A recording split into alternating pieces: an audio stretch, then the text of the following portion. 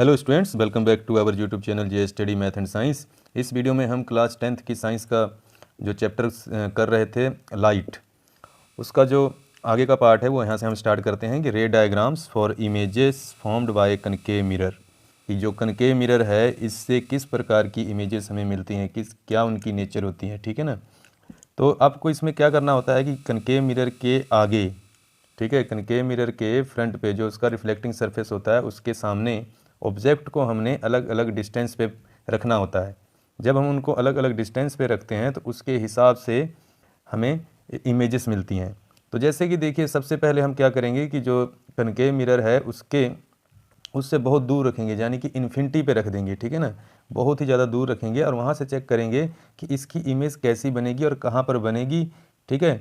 तो देखिए, जैसे कि अब देखो, किसी ऑब्जेक्ट को अगर हम इन्फिनिटी पे रखते हैं, जैसे देखो इस डायग्राम में आप यहाँ पे ध्यान दो, तो इस ऑब्जेक्ट को मैंने क्या किया है कि इन्फिनिटी पे प्लेस किया है। अब जब इस ऑब्जेक्ट को हमने इन्फिनिटी पे प्लेस किया है तो यहाँ से जो इंसिडेंट रेज आ रही है ये कनकेव मिरर से रिफ्लेक्ट होने के बाद आपको पता है कि जो रिफ्लेक्शन के जो लॉज होते हैं वो क्या होते हैं कि जब कनकेव मिरर से कोई इंसिडेंट रे स्ट्राइक करेगी जो प्रिंसिपल एक्सिस के पैरेलल जा रही होगी, तो आफ्टर रिफ्लेक्शन वो फोकस में से पास कर जाती है। कहाँ से पास कर जाती है? फोकस में से, ठीक है। ऐसे ही यहाँ से देखो ये पैरेलल रे जा रही है जो कि कहाँ से पास करेगी, ये भी देखो आफ्टर रिफ्लेक्शन फोकस में से पास करेगी। इसका मतलब कि जहाँ से ये पास कर रही है वहाँ पे क्या है? फोकस है। इसकी इमेज कहाँ पे बनेगी? फोकस पे बनेगी। तो हमने पोजीशन तो पता कर ली कि इसकी इमेज कहाँ पे बन रही है? फोकस पे बनी है।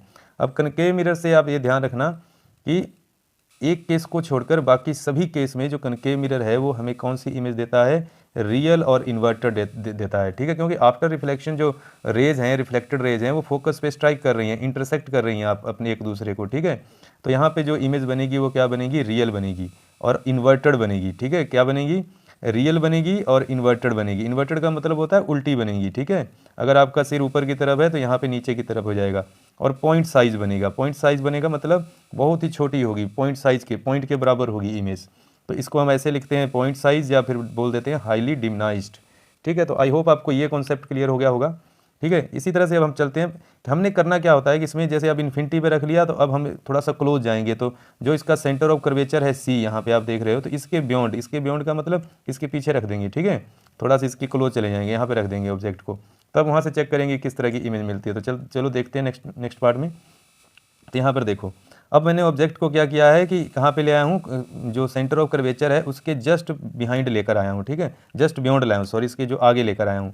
तो when object is placed beyond C, जब हम ऑब्जेक्ट को सेंटर ऑफ कर्वेचर के आगे रख देते हैं तो हमें किस तरह की इमेज मिलती है। तो जैसे देखो, मैंने ये ऑब्जेक्ट को प्लेस किया है, तो यहाँ से एक रिफ्लेक्टिंग, यहाँ से जो इंसिडेंट रे है वो जा रही है, तो आफ्टर रिफ्लेक्शन वो फोकस में से पास करेगी। आपको पता है कि जितनी भी रे पैरेलल एक्सिस के सॉरी जो प्रिंसिपल एक्सिस है उसके पैरेलल होती हैं, तो आफ्टर रिफ्लेक्शन वो फोकस में से पास करती हैं। तो ये फोकस में से पास कर गई, और एक इसकी इंसिडेंट रे को मैंने इसके सेंटर ऑफ कर्वेचर में से पास करवा दिया।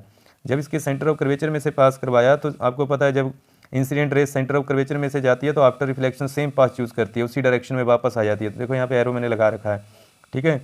तो इसका मतलब जो रिफ्लेक्टेड रेज हैं वो कहाँ पे इंटरसेक्ट कर रही हैं? Between centre of curvature and focus, यानी कि बिटवीन सी एंड एफ के बीच में कर रही हैं, ठीक। तो यहाँ पे जो हमें ऑब्जेक्ट मिल रहा है, देखो कैसा मिल रहा है। तो जो इमेज मिल रही है, किस प्रकार की इमेज मिल रही है? तो डिमनाइज्ड मिलेगी, छोटी इमेज मिलेगी, ठीक है। जो ये बड़ी है तो इससे ये छोटी होगी, और रियल और इन्वर्टेड होगी। तो ये तो आपको देखने की ज़रूरत ही नहीं है। जब भी रेज इंटरसेक्ट करेंगी एक दूसरे को, जो रिफ्लेक्टेड रेज हैं इंटरसेक्ट करेंगी तो रियल और इन्वर्टेड इमेज ही मिलेगी, ठीक है। ये आप ध्यान में रखना। कहाँ पे हमने इसको प्लेस किया था? बिटवीन एफ, पोजीशन कहाँ पे मिल रही है इसकी, जो इमेज की पोजीशन है वो कहाँ पे मिल रही है? एफ एंड सी के विचकार में। और कहाँ पे हमने प्लेस किया था? Beyond C. तो ये आप याद रखना। तो इस तरह से ये सेकंड हो गया क्लियर। अब चलते हैं इसका थर्ड, देखते हैं थर्ड। अब जब हम ऑब्जेक्ट को सेंटर ऑफ कर्वेचर पे प्लेस करेंगे, अब जब हम ऑब्जेक्ट को सेंटर ऑफ कर्वेचर पे प्लेस करेंगे तब देखते हैं किस तरह की इमेज मिलती है। तो जब देखो हमने यहाँ पे प्लेस किया तो यहाँ से जो इंसिडेंट रे गई यहाँ तक, आफ्टर रिफ्लेक्शन वो फोकस में से पास कर गई। एक इंसिडेंट रे को मैंने फोकस में से पास करा दिया जो आफ्टर रिफ्लेक्शन पास कर गई। तो ये कहाँ पे इमेज दे रही है? तो आप ध्यान से देखोगे तो ये इमेज हमें सेंटर ऑफ कर्वेचर पर ही दे रही है। अगर मैं यहाँ पर मैंने ड्रा करना थोड़ा सा इसको भूल गया, आपको दिखाता हूँ कि कहाँ पर इमेज ये बन रही है। तो अगर आप देखोगे तो ये यहीं पे बनेगी, देखो यहाँ पे बन रही है, ठीक है ना। तो कहाँ पे बन रही है? सेंटर ऑफ कर्वेचर पर बनेगी ये, तो ये याद रखना। और इसका साइज क्या होगा, सेम साइज होगा, रियल और इन्वर्टेड होगी। तो देखो when object is at C then image position इसकी होगी सी, सेंटर ऑफ कर्वेचर पे, नेचर होगा इसका रियल एंड इन्वर्टेड, और साइज जो होगा same size as that of the object, जो ऑब्जेक्ट का साइज है वही इस इमेज का साइज होगा। तो यहाँ पे इमेज बनेगी, ठीक है। तो यहाँ पे मैं लिख देता हूँ, यहाँ पे इमेज बनेगी, और ये ऑब्जेक्ट था हमारा, क्या था ये, ऑब्जेक्ट। तो ऑब्जेक्ट हमने यहाँ प्लेस किया, इमेज इसकी यहाँ पे मिली है। तो कैसी बनी है, रियल एंड इन्वर्टेड बनी है, ठीक है। तो अब चलते हैं फोर्थ पार्ट इसका जो है, फोर्थ पार्ट देखते हैं क्या है।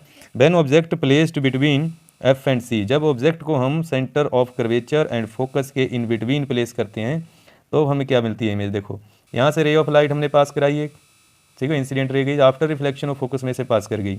इसी तरह से एक इंसिडेंट रे को मैंने कहाँ से पास करा दिया, फोकस में से ही पास करा दिया। तो आफ्टर रिफ्लेक्शन वो पैरेलल हो जाएगी प्रिंसिपल एक्सिस के। तो इसकी इमेज अब हमें कहाँ मिल रही है, तो आप ध्यान से देखोगे तो जो इसकी इमेज है हमें बियॉन्ड सी मिल रही है, यानी कि सी के आगे मिल रही है। तो और इसका साइज़ क्या है, सी साइज़ देखोगे तो इससे इसका साइज़ बड़ा है, ठीक है। तो एनलार्ज साइज़ है, क्या है, एनलार्ज साइज़ होगा, रियल एंड इन्वर्टेड होगी, बियॉन्ड सी होगी। तो आई होप आपको ये भी समझ आ गया होगा। अब इसके बाद चलते हैं फिफ्थ पार्ट पे। जब हम ऑब्जेक्ट को प्लेस करेंगे कहाँ पे, एफ पे, जब हम ऑब्जेक्ट को एफ पे प्लेस करेंगे तो उस केस में हमें, तो इस केस में हमें जो इमेज मिलेगी वो कहाँ पे मिलेगी, इन्फिनिटी पे मिलेगी। कहाँ पे मिलेगी, इन्फिनिटी पे। देखो जब हमने ऑब्जेक्ट को प्लेस किया फोकस पे, जब फोकस पे प्लेस किया तो यहाँ से एक इंसिडेंट रे गई आफ्टर रिफ्लेक्शन जो फोकस में से पास कर गई। एक रे को मैंने इसके यहाँ से पास करवा दिया, जो यहाँ पे इसका क्या कहते हैं, इसको पोल बोलते हैं। तो इसके पोल में से पास किया तो आपको पता है कि जिस एंगल से यहाँ पे स्ट्राइक करेगी आफ्टर रिफ्लेक्शन सेम एंगल से वो पास कर जाएगी, ठीक है, रिफ्लेक्ट हो जाएगी यहाँ पे। तो ये कहीं ना कहीं जाकर इन्फिनिटी पे मीट करेंगे एक दूसरे को। कहाँ पे मीट करेंगे, इन्फिनिटी पे। तो जब इन्फिनिटी पे मीट करेंगे तो इसकी पोजीशन तो हो जाएगी एट इन्फिनिटी, और उसके बाद जो इसका हो जाएगा नेचर तो रियल एंड इन्वर्टेड रहेगा क्योंकि एक्चुअल में मीट करेंगी, और साइज जो होगा हाईली एनलार्ज्ड होगा, बहुत ही ज़्यादा बड़ा साइज दिखाई देगा इसका, ठीक। तो आई होप आपको ये भी समझ में आ गया होगा। अब नेक्स्ट चलते हैं हम सिक्स्थ पार्ट पे, इसका जो लास्ट पार्ट है सिक्स्थ। अब देखिए जब यहाँ पे क्या कहा है कि when object is placed between P and F, जब हम ऑब्जेक्ट को कहाँ रखेंगे, पोल और प्रिंसिपल फोकस के इन बिटवीन कहीं भी रख देते हैं, यानी कि फोकस और पोल के इन बिटवीन कहीं भी रखते हैं। तो जैसे मैंने यहाँ पे रखा हुआ है इसको, तो यहाँ से आप देखोगे कि एक इंसिडेंट रे जो है यहाँ पैरेलल जा रही है इसके, ठीक है। आफ्टर रिफ्लेक्शन वो पास किस में से करेगी, फोकस में। जो रियलिटी में करेगी वो कहाँ से करेगी, फोकस में से। और इसी तरह से अगर एक को मैंने एक इंसिडेंट रे को अगर सेंटर ऑफ कर्वेचर में से पास कराया तो आपको पता है कि आफ्टर रिफ्लेक्शन वो क्या करेगी, सेम पाथ चूज़ करती है ना, ठीक है। तो सेम पाथ चूज, तो यहाँ से अगर हम देखेंगे अपीयरेंस जो होगा इसका कि ये लाइन इस साइड में जा रही है, ठीक है, ये जो रे है इस साइड में जाएगी, और इधर से भी जो देखोगे अपीयरेंस जो इसका होगा कि वो इधर जा रही है। इसका मतलब कि जो इमेज मिलेगी यहाँ पे वो बिहाइंड द मिरर मिलेगी। कहाँ पे मिलेगी, मिरर के पीछे मिलेगी इमेज। और वो इमेज जो होगी वो कैसी होगी, वो एक तो होगी वर्चुअल होगी। वर्चुअल का मतलब होता है कि रियलिटी में हमें इमेज नहीं मिलेगी, उसको हम स्क्रीन पे नहीं ले सकते इमेज को, ठीक है, वो स्क्रीन पे हमें दिखाई नहीं देगी इमेज। तो वो वर्चुअल होगी और इरेक्ट होगी। इरेक्ट का मतलब होता है बिल्कुल सीधी होगी, ठीक है ना। जैसे यहाँ पे इसका सिर ऊपर है तो यहाँ पर भी इसका सिर क्या होगा, ऊपर होगा, और एनलार्ज होगी और बड़ी होगी। जो ये यहाँ पे ऑब्जेक्ट का साइज है देखो छोटा है, ये बड़ा है, ठीक है ना, इमेज की जो साइज है वो बड़ी है। तो इससे आपको क्लियर हुआ अच्छी तरह से, आई होप, उम्मीद करता हूँ क्लियर हो गया होगा सारा कॉन्सेप्ट ये। तो ये मैंने जो इमेज फॉर्मेशन बताई है जस्ट इसको कनकेव मिरर के थ्रू बताई है कि कनकेव मिरर कैसी कैसी इमेज देता है।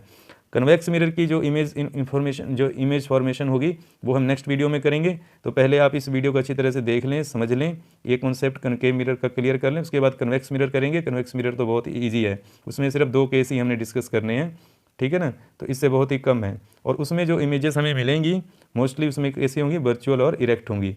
तो वो हम नेक्स्ट वीडियो में करेंगे। तो अगर आपने सब्सक्राइब नहीं किया तो सब्सक्राइब कर लें, और वीडियो अच्छी लगी हो, समझ आया हो तो अपने दोस्तों को, अपने फ्रेंड्स को शेयर ज़रूर कीजिए। Thanks for watching the video, और लाइक करना ना भूलिए अगर आपको अच्छी तरह से समझ आया है।